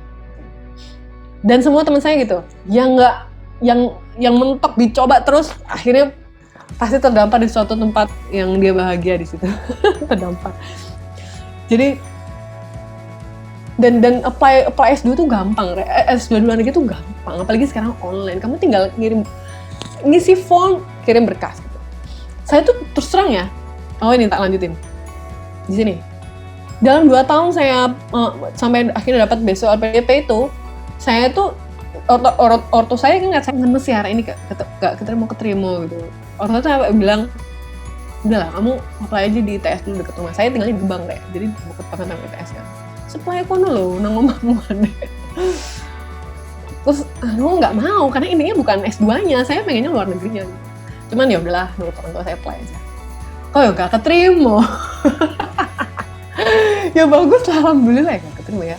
Walaupun ada beberapa faktor yang saya bisa evaluasi, kayaknya saya tahu kenapa nggak keterima ya, but it's okay. Alhamdulillah nggak keterima, karena itu menjadi pertanda buat saya kayak, oke, memang saya kayak harus coba apply terus keluar. Dan 2014 lah, alhamdulillah rezeki saya rezeki jodoh, rezeki beasiswa. Jadi alhamdulillah, oh mungkin karena nikah itu ya terus dapat rezeki beasiswa. Ya itu mungkin bisa buat referensi buat Anda juga. Nah, jadi cari teman, saling memotivasi, saling gupui istilahnya, karena itu yang Anda butuhkan ketika Anda apply. Dan ini kayak kemarin ya contohnya nih, saya ini lagi pursuing scholarship S3 yang saya bilang. Dan itu karena teman saya, aku mau apply. Kamu mau apply apa enggak? Yes aku apply. Yes aku apply. Ya udah kita sama-sama gupui. Les, coba berangkat aja pokoknya les. Belum latihan IELTS, coba langsung aja main tes kan. Alhamdulillah hasilnya baik, bisa kita pakai buat apply LPDP yang kemarin. Cuman tes komputernya angin. Dan ini kenapa saya mengadakan ini? Karena saya mau, ayo kita coba apply bareng-bareng. LPDP Agustus buka, kita coba bareng-bareng. Silakan Anda atur timelinenya, Anda bikin grup WA sendiri. Kapan mau tes, kapan belajar. By the way, kalau kamu nunggu siap, nggak pernah ada yang namanya siap. Sama kayak nikah, saya nunggu siap, nunggu mapan. Mapan tuh kayak apa sih? Nggak paham aku definisi mapan tuh gimana sih? Siap itu kayak gimana sih? Aku nggak ngerti. Emangnya kamu pernah sidang tugas akhir terus bilang saya sudah siap? Pernah tak? Nggak kan? Pada akhirnya nggak akan pernah ada satu titik di mana kamu benar-benar siap. Karena ada momentum di mana kamu harus loncat dan sampai di tujuan. Jadi yuk kita coba. Kemudian ini ada bahasan terakhir yang ingin saya bahas tapi waktunya habis, nanti kita diskusikan lagi. Nanti kalau ada yang tanya, tolong ada yang tanya ya biar kita bisa diskusikan. Baik, mungkin itu aja yang dapat saya sampaikan. Semoga bisa menginspirasi. Yuk kita bahas lebih lanjut. Kalau Anda pertanyaan, no stupid question, tanya apapun termasuk yang ini. Saya berharap ada yang nanya nih, jadi saya bisa ngasih perspektif dari saya. Oke, mungkin itu aja. Terima kasih Mbak Fatima atas waktunya. Maaf. Terima kasih juga buat Mbak. Ya nggak apa-apa, seru banget Bu. Jadi saya bahkan sampai lupa waktu juga waktu dengerin ini.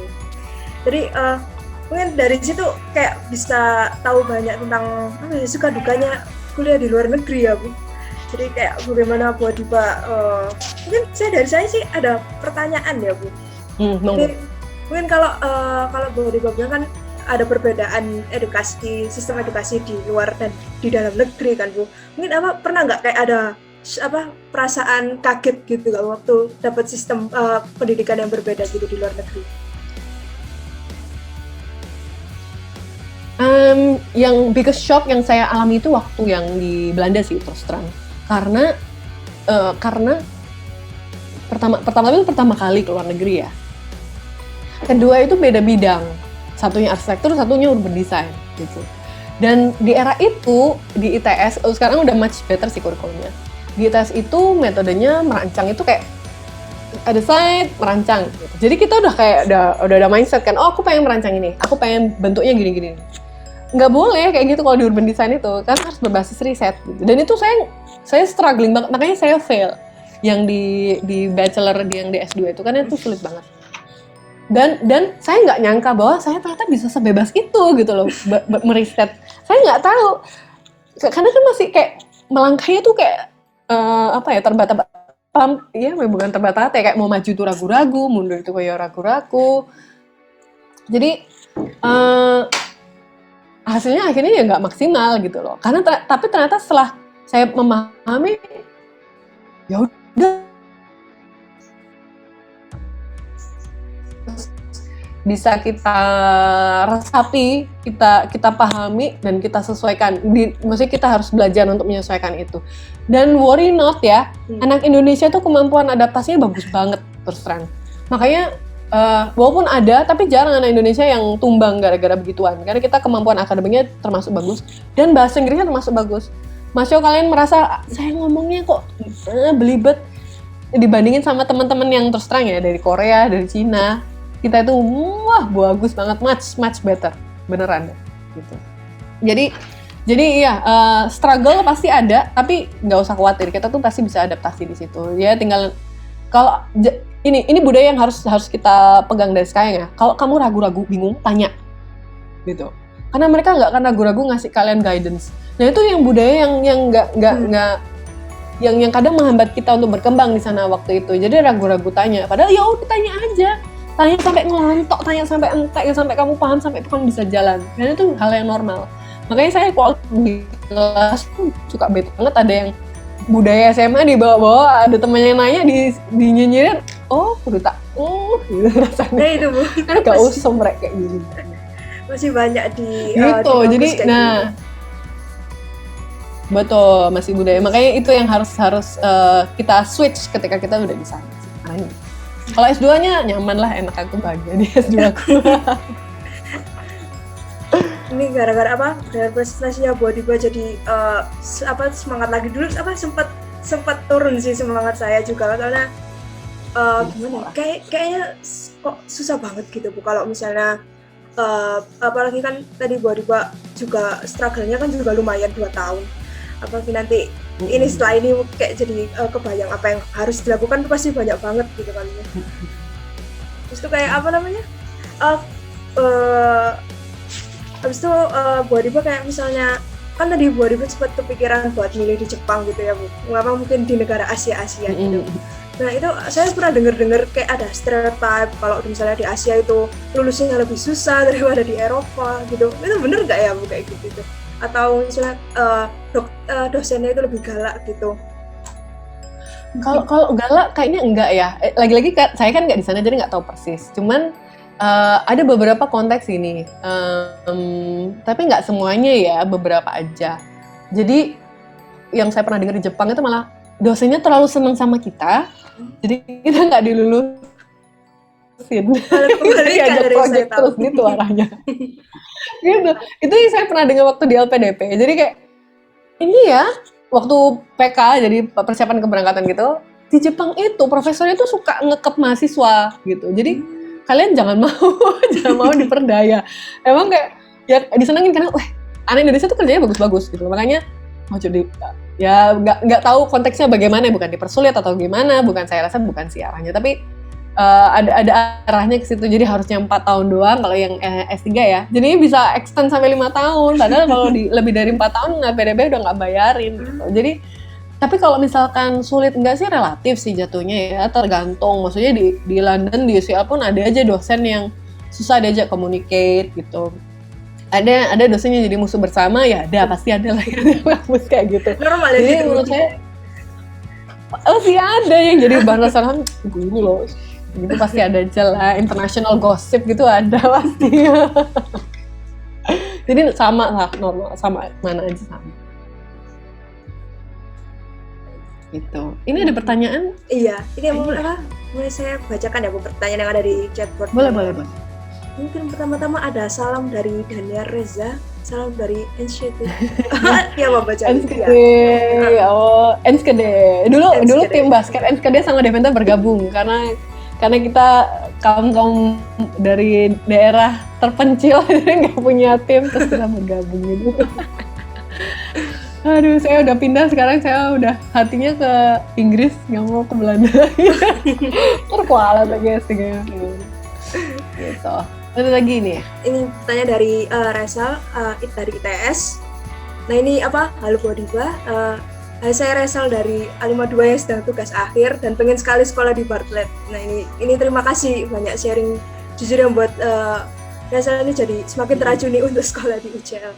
Ini mau tanyanya, kalau boleh tahu selepas lulus dari Bartlett, apa sih yang benar-benar jadi life changing Bu Adiba? Boleh banget review jujur ya Bu. Ya apa ya? Pertama-tama gini, saya perlu ngasih gambaran dulu terkait S2 ya. Ini kan konteksnya S2 nih. S2 itu ada yang bilang itu kayak a short break dari rutinitas pekerjaan yang kadang terlalu thick gitu loh. Sehingga gimana ya? Mau dibilang life changing tapi juga sekaligus rekreasi. Contohnya gini, saya punya temen sekelas, literally orang Indonesia, dia lulusan ITB Interior. Sayangnya belum sempat saya undang ke UPN karena bidangnya agak beda. Dia itu berkarir sebagai konsultan lighting. Terus mulai jenuh, desainnya mulai judek. Akhirnya dia ngambil kuliah S2 buat refreshing.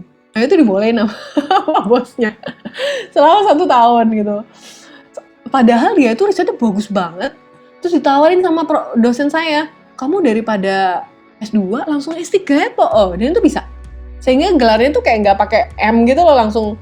Itu ada Pak Ngurah itu di ITS tuh yang seperti itu. Jadi emang skip S2 langsung S3 karena penelitiannya halah pokoknya S2 langsung aja, ini penelitiannya bagusnya dibawa ke S3 jadi langsung 3 tahun. Nah cuman mbaknya lakukan mau rekreasi jadi nggak relevan kalau diambil lama-lama. Walaupun akhirnya sekarang kayaknya dia mau ini lagi nih, lagi saya panasin juga gitu. Nah jadi konteks life changingnya gimana ya? Terus terang ya, life changing buat saya itu waktu saya yang di Belanda justru gitu. Karena di situ saya mendapati bahwa ternyata sistem pendidikannya itu beda banget sama di Indonesia. Dan saya suka sistem pendidikan yang kayak gini gitu, yang membuat saya itu bisa berkembang banyak, berpikir secara bebas, tidak adanya batasan hierarkis. Kadang itu kan sungkan ya sama dosen gitu kan, yang khas hierarkisnya orang Asia lah. Sehingga kita mau gerak ke kanan kiri itu kayak ragu-ragu. Nah di sana itu profesor pun manggilnya nama. Di sini masih manggilnya prof gitu kan. Ya not that it's bad, nggak. Cuman yang saya suka dari budaya itu adalah ketika saya memang mau discuss sesuatu yang dia profesionalnya terkait riset, saya tuh nggak ragu-ragu gitu loh. Kalau ketika ada konteks hierarki, saya tuh kayak merasa saya antara saya memang apa yang saya sampaikan itu nggak relevan buat beliau atau malah tidak akan ditanggapi, ada keraguan seperti itulah. Itu yang saya hindari gitu loh dari institusi dengan hierarki yang tinggi. Nah jadi yang menurut saya life changing itu ketika di sana, ketika yang di Belanda dan di Bartlett itu yang membuat yang apa yang saya alami di Bartlett itu seperti boosting gitu loh. Kayak vaksin booster. Jadi memboost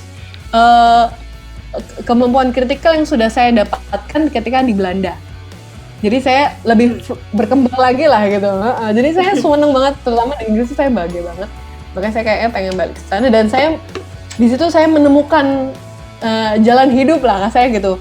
Wih ya, saya tuh seneng banget meliti ini gitu, ketemu gitu. Yang saya inginkan tuh saya ketemu, dan itulah menurut saya bentuk life changing buat saya gitu. Terus terutama fasilitasnya yang sungguh wow, bahagia ya. Apalagi dibayarin oleh pajak-pajak rakyat Indonesia. Makanya harus kembali ke Indonesia gitu. Selanjutnya seperti itu. Pertanyaan selanjutnya. Ini dari Atisya Rasya. Jadi selamat sore, terima kasih sebelumnya Bu Diba sudah sharing this wonderful experiences. Nah ini pertanyaan mungkin saya rada rangkum ini. Nah ini bagaimana Bu Diba bisa meyakinkan diri bahwa memang Ibu butuh sekolah di luar, lalu bagaimana menemukan jati diri atau study motivation bahwa memang kita fitnya di jurusan tersebut. Ya, terima kasih. Oke, jawaban jujur apa diplomatis ya?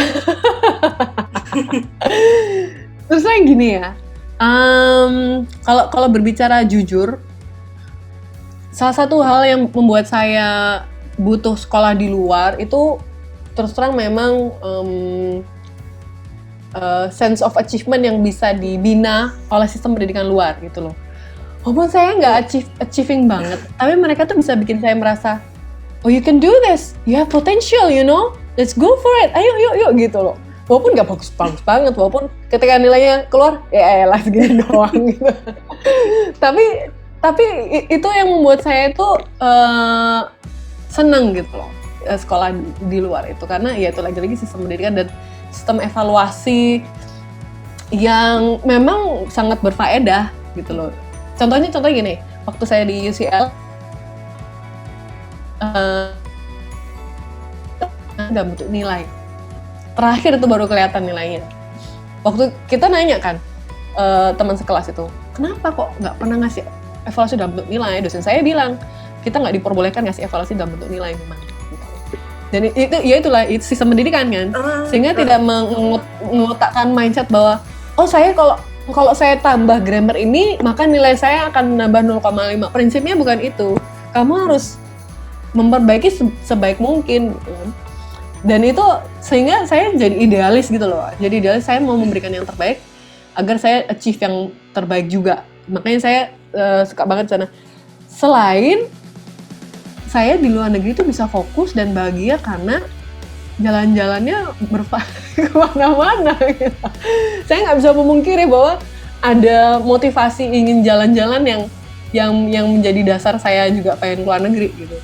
Tapi itu jangan dijadikan alasan utama ya gitu. Karena tetap kita harus bermindset kontribusi. Buat apa sekolah? Kalau nggak nanti kita juga terombang-ambing mau sekolah niat atau tidak, karena nggak di latar belakangnya oleh sesuatu yang sangat berfaedah.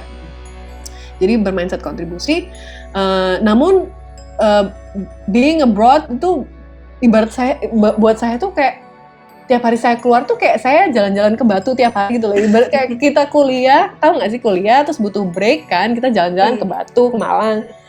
Tapi karena saya di luar negeri, every time saya step out keluar kan kayak refreshing gitu. Padahal cuma keluar rumah gitu loh. Lebih ke situ sih. Gitu. Dan saya merasa senang banget dalam konteks itu.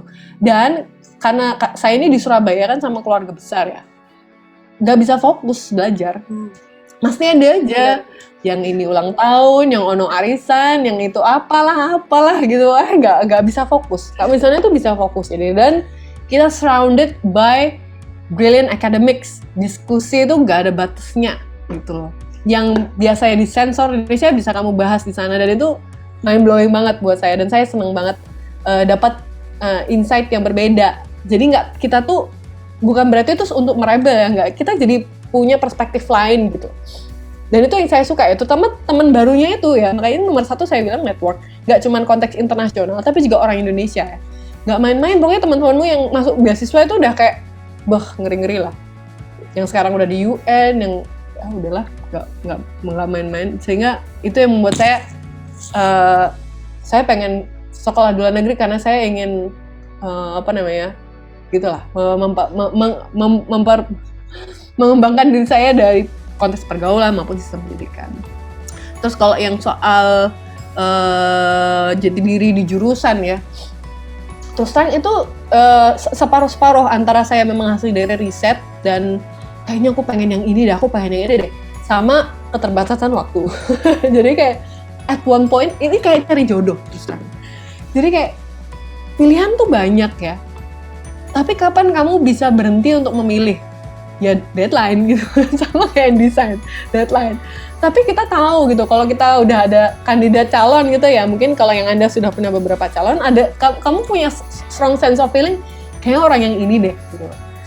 Tapi kamu kan nggak bisa memutuskan iya nggak ya, sampai ke suatu momentum di mana kamu akan memutuskan iya gitu maksudnya. Ya misalkan kalau kayak tiba-tiba kamu ditembak ya harus jawab kan, kayaknya iya nih yang ini deh, bismillah, iya gitu. Selain sampai didukung oleh istiqoroh ya, pasti istiqoroh itu selalu mendampingi.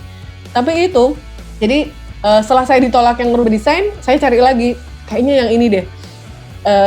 Sama kayak batasan, yang ini IPK-nya nggak nutut, yang ini IPK-nya nggak nutut, yang ini kok kayaknya kurang ke ini, yang ini kayaknya terlalu, setelah saya riset di Facebooknya apa di mana, kayaknya ini terlalu perancangan, saya nggak suka. Akhirnya saya memilih lebih ke situ. Jadi ya riset kepo-kepo gitulah. Ini ada yang nanya tapi direct message, tak jawab sedikit ya. Ada yang nanya ambil jurusan apa di UCL. Saya ngambil, kalau sekarang namanya Space Syntax, Architecture, and Cities. Jadi prinsipnya itu mempelajari metode analisa pakai Space Syntax, di mana itu prinsipnya kayak biasanya penilaian kita terhadap sesuatu di bidang arsitektur dan urban itu kan subjektif ya, kualitatif. Nah, Space Syntax itu menjembatani kualitatif itu menjadi sesuatu yang kuantitatif. Kurang lebih gitu. Dan saya suka banget karena saya udah mulai capek bullshit. Saya capek gombal. Makanya saya cocok banget di Space Syntax. Oke, itu aja mungkin. Iya, ini pertanyaan terakhir nih dari Mas Menes. Ini raise hand ya. Silakan Mas.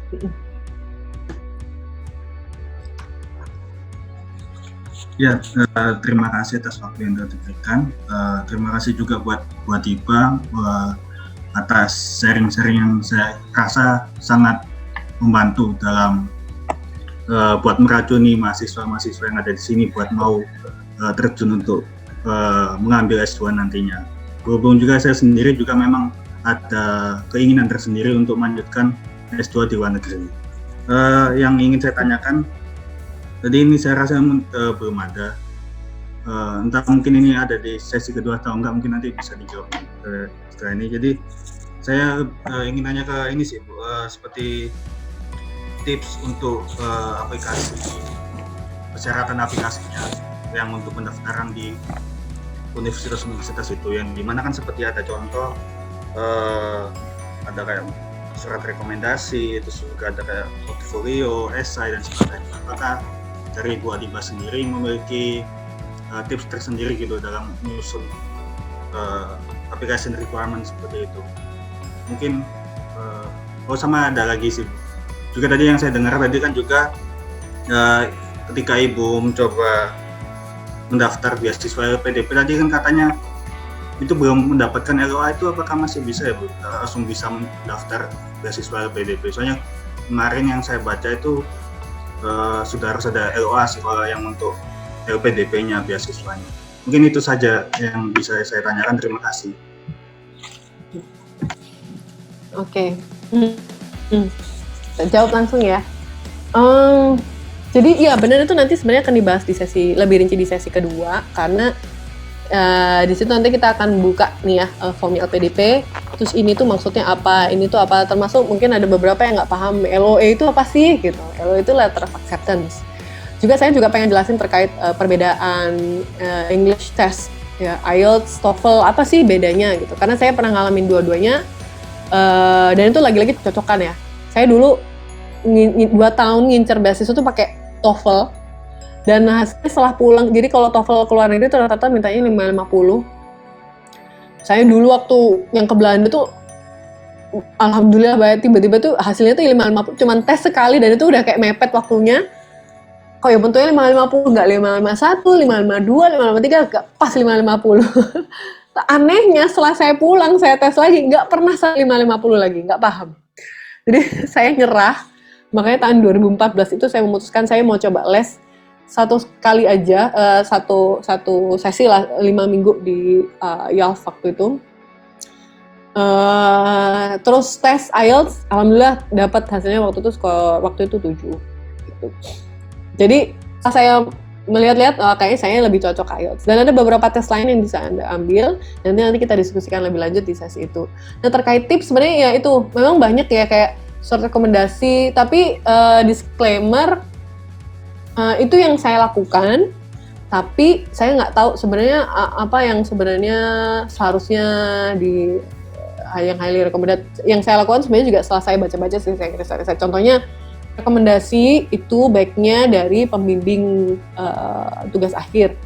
Pokoknya pembimbing akademik, bukan ya pembimbing akademik bisa sih, dosen wali bisa, tapi yang pernah tahu jatuh bangunmu itu kan kayak pembimbing perancangan gitu loh. Nah, dospem. Nah, itu baiknya orang-orang yang seperti itu, karena nanti di surat rekomendasi itu kan akan menulis lebih rinci, saya kenal orang ini berapa lama, dia tuh kekuatannya di sini, kelemahannya tuh di sini, sehingga saya yakin dia bisa ngejar S2, lulus dengan tepat waktu dan lain sebagainya gitu. Nah, cuman ada beberapa pertimbangan yang waktu saya dulu lakukan. Selain itu, saya juga biasanya 2 kalau ke luar negeri, kalau untuk ke universitasnya. Kalau PDP-nya 1 aja cukup, tapi saya selalu nyiapin 2. Pada itu profesor gitu. Maupun sebenarnya kadang profesor isinya juga template, nggak bisa personal banget. Jadi saya balance-kan, 1 yang personal, 1 yang punya jabatan tinggi gitu konteks. Nah, kebetulan waktu saya dulu apply LPD itu saya surat rekomendasi pakai Profesor Hari sama Pak Ngurah, yang dimana beliau yang satu profesor, yang satu tahu banget caranya menulis surat rekomendasi. Dan Pak Ngurah saya sebenarnya belum pernah dibimbing langsung sama beliau. Tugas saya kan di Belanda, jadi agak susah ngubungin yang orang Belanda juga kan. Tapi saya pernah bekerja bareng dengan Pak Ngurah. Alhamdulillah itu membawa saya sampai ke UCL gitu. Nah, tapi nanti lebih rinci kan di yang sesi kedua, nggak tahu kapan nanti kita diskusikan lagi ya. Terus, apa terakhir yang kedua ya? Sorry, aku lupa. Tadi yang kedua apa ya pertanyaannya? Untuk LOA. iya, Oh iya, LOA, sorry. Nah, LOA itu jadi gini, di website nggak pernah nyantumin wajib LOA, kecuali dulu, jadi ada satu periode wajib LOA itu buat yang mau apply S3. Sekarang peraturan itu dihapuskan, nah makanya harus dilihat terus ya peraturannya, karena selalu update. Dulu universitas yang boleh diambil cuma sedikit, sekarang udah dibuka lagi yang banyak, makanya saya lihat ini kayaknya pola tesnya mirip kayak saya dulu. Kalau kemarin sempet kayak NS tesnya berubah lagi, udah beda lagi tesnya. Kalau sekarang kayak GMAT, nah jadi silakan Anda coba buka-buka ya, soal-soal GMAT kayak gitu soalnya. Nah terus nggak wajib dari dulu tuh nggak wajib, terutama buat S2 ya, nggak pernah wajib. Dan tapi isunya tuh soal gini, kalau punya LOA itu kesempatan keterima tuh lebih besar gitu, nggak mesti juga gitu. Malah dulu zaman saya pernah ada cerita yang melegenda. Jadi orangnya tuh overachiever gitu. Dia IPK-nya bagus, dia pemimpin organisasi, udah keterima di Harvard, ditolak LPDP karena dianggap terlalu arogan. Karena ada orang yang memang mau apply itu untuk kontribusi, ada yang untuk pembuktian diri. You know what I mean? Tapi nggak tahu sih si bapak si orang itu karena apa. Tapi itu mitos karena dia arogan. Tapi itu nggak mesti. Teman saya dulu keterima belum punya LOA. Teman saya yang lagi sekarang di Inggris lagi S3 juga belum punya LOA dia waktu itu. Tapi sekarang udah punya, ya udah berangkat. Jadi, nah cuman kalau misalkan kamu buka ada yang wajib, mungkin kamu salah bukan LPDP tapi Kemendikbud. Nah Kemendikbud tuh lagi suka bikin begitu. Padahal beberapa universitas tidak bisa mengeluarkan LOA unconditional. Nah nanti saya jelaskan juga bedanya LOA conditional ya, karena ya nggak cukup kalau jelasin. Jadi beberapa universitas kayak universitas ternama Oxford, Cambridge itu nggak bisa ngeluarin LOA unconditional karena conditionnya itu konteksnya harus bayar gitu, baru kamu dianggap fully diterima. Akhirnya terhambat. Beberapa beasiswa yang mewajibkan kayak gitu tuh akhirnya nggak bisa nampu anak-anak yang malah keterima di Oxford gitu biasanya. Jadi ya makanya menurut saya itu salah satu alasan kenapa LPDP merubah peraturannya lagi tahun ini. Tapi itu yang S3 ya, S2 nggak pernah wajib LOA. Kalau dulu malah pernah, kalau kamu punya LOA nggak perlu memenuhi syarat bahasa Inggrisnya. Enak lagi kan? Gila. Cuman itu ditiadakan, nggak tahu kenapa. Jadi sekarang arahnya tetap harus memenuhi syarat bahasa Inggrisnya syarat bahasa Inggrisnya beasiswa LPDP-nya. Gitu. Baru nanti yang sekolahnya tuh urusan lain. Kurang lebih gitu. Menjawab okay, ya gitu Mas Menes. Mudah-mudahan sudah menjawab semua pertanyaan. Sudah puas semua mendengarkan jawaban dari Bu Adiba. Jadi waktunya sudah mau jam 5:15. Mungkin kesimpulannya mungkin saya bisa ambil di sini tuh, jadi kerjalah setinggi mungkin apa yang kalian cita-citakan itu, jadi biar jatuhnya itu tetap masih tinggi, jadi nggak jauh-jauh banget. Itu biar semangat itu harus cari teman, saling yang bisa saling memotivasi dan saling gupui, atau ya biar mau maju terus gitu. Kita bisa maju terus dan pantang menyerah. Nah mungkin terima kasih untuk paparan diskusinya ini ya Bu Adiba, seru banget. Jadi dan teman-teman silakan menunggu pengumuman untuk sesi yang berikutnya. Mudah-mudahan kalian masih bisa tetap semangat dan tetap antusias untuk seri yang selanjutnya. Jadi mungkin sebelum diakhiri, mari kita foto bersama terlebih dahulu. Silakan untuk menyalakan kameranya.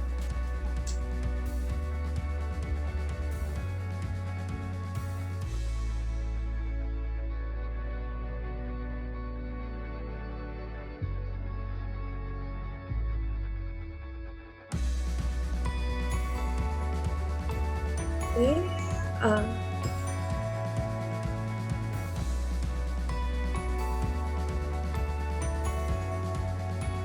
Baik, sudah siap semuanya ya. Baik, baik. 1, 2, 3. Oke, halaman selanjutnya.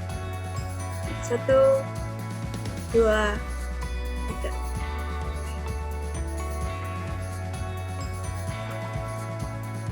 Sudah. Terima kasih untuk kehadirannya semua teman-teman di di seri webinar kali ini. Selamat sore dan wassalamualaikum warahmatullahi wabarakatuh. Semoga bermanfaat ya.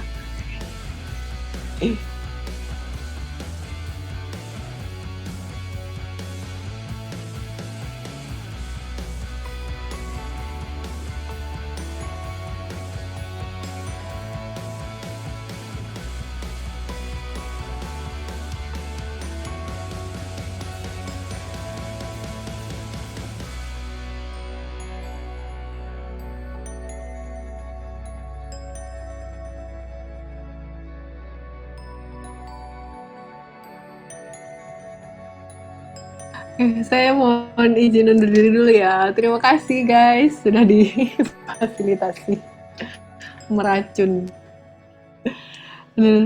Yang selanjutnya kabar-kabar aja ya.